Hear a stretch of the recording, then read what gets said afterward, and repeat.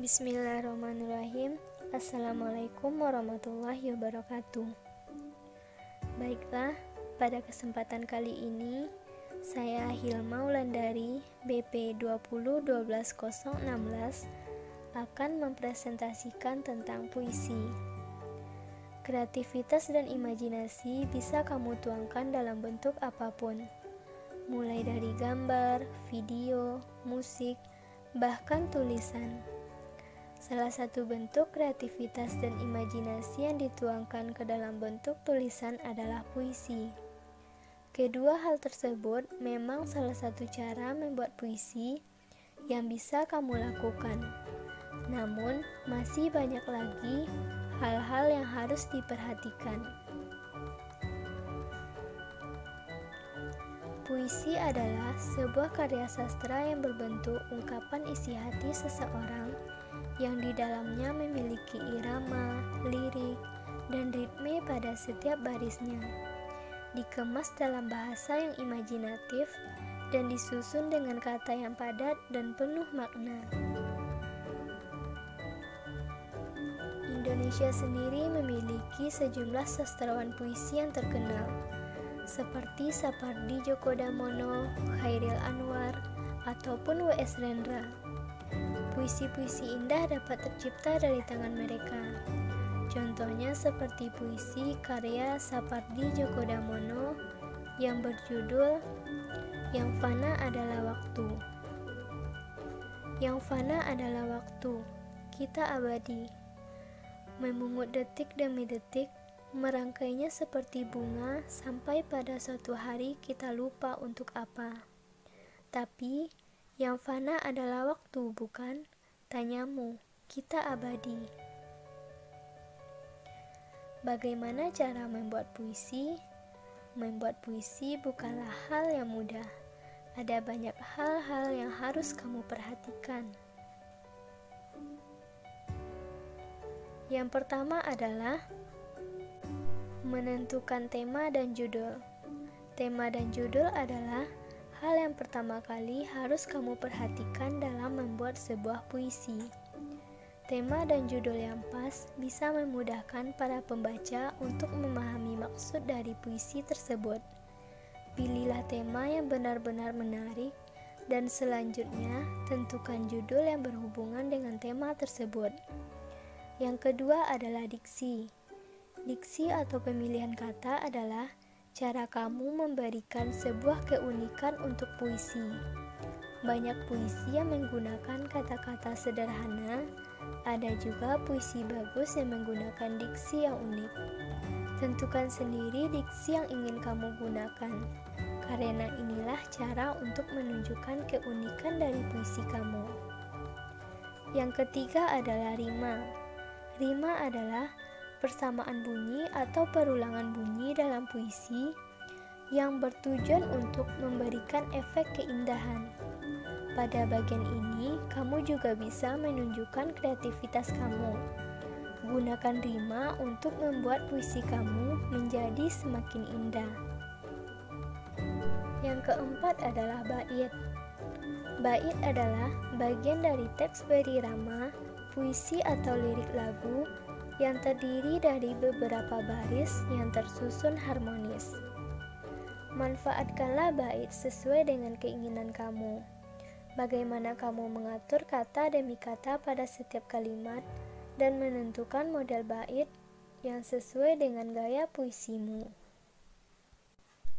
Setelah menentukan 4 hal tersebut, proses selanjutnya adalah mengembangkan puisimu seindah mungkin. Setiap proses yang sudah kamu lewati akan semakin ditingkatkan dengan proses pengembangan ini. Jangan takut, tunjukkan kreativitas dan imajinasimu di sini. Akhir yang mengena adalah cara yang baik dalam menutup sebuah puisi. Ini bisa memancing para pembaca untuk membaca puisi lebih dari satu kali.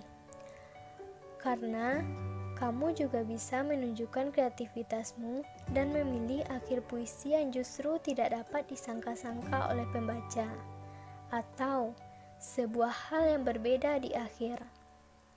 Kamu bisa mengikuti cara membuat puisi ini untuk menghasilkan sebuah karya yang indah dan juga bagus.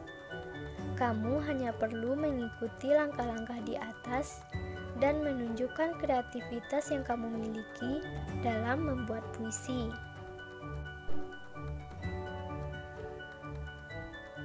Bagaimana tips dan trik membuat puisi? Yang pertama adalah menambah wawasan. Menambah wawasan dengan membaca buku, novel, karya penyair terkemuka, sehingga kita bisa menentukan seperti apa puisi mereka dan bagaimana cara membuatnya. Membaca buku bukan sekedar membacanya, tapi juga menuliskannya. Yang kedua, sesuai tema. Tujuannya adalah agar kita bisa lebih fokus dalam menulis puisi. Usahakan lebih spesifik agar pembuatan bait puisi kamu berada dalam jalur yang sesuai dengan tema. Setelah itu, kamu juga bisa mengeksplorasi kata kunci apa yang berhubungan dengan tema. Selanjutnya, menghadirkan suasana. Membangun suasana dalam puisi atau kesan dalam puisi dapat ditimbulkan melalui rangkaian bunyi dalam kata-kata yang digunakan. Pilihan kata yang tepat dan selaras dalam penggunaannya untuk mengungkapkan gagasan, sehingga diperoleh efek tertentu seperti yang diharapkan. Menjadi diri sendiri. Ketika kamu ingin menuangkan perasaanmu lewat sebuah tulisan, maka jadilah diri sendiri. Jangan takut menuangkan sudut pandangmu dan perasaanmu ke dalamnya. Buat saja sesuai dengan perasaan yang muncul, bahkan di perasaan yang amat dalam, dan bahkan di perasaan yang sulit untuk diungkapkan dengan kata-kata.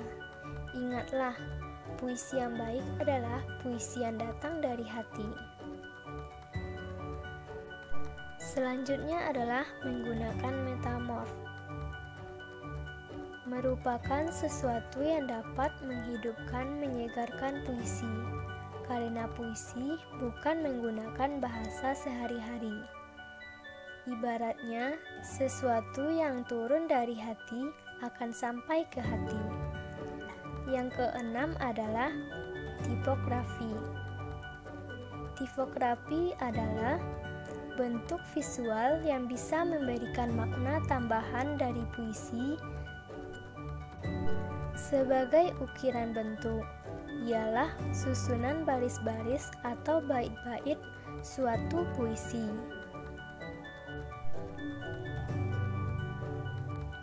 Nah, sekarang coba terapkan cara membuat puisi dan tips di atas. Namun, perlu diingat bahwa salah satu tujuan puisi adalah sebagai ekspresi hati kita yang dituangkan ke dalam kata-kata. Maka, jangan terlalu terpaku pada rumus-rumus yang ada. Jadikan sebagai arahan untuk mempermudah proses penulisan. Berikut adalah contoh puisi yang berjudul Sederhana. Sesederhana kisah hujan yang bermakna, tertulis sebait kata sepenggal cerita.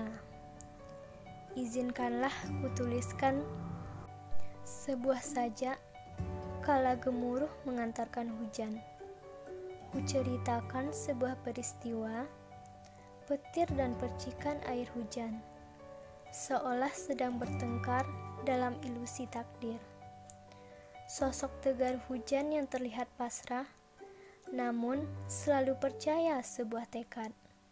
Mendung langit akan kembali biru, seiring terbitnya pelangi dengan segala warna.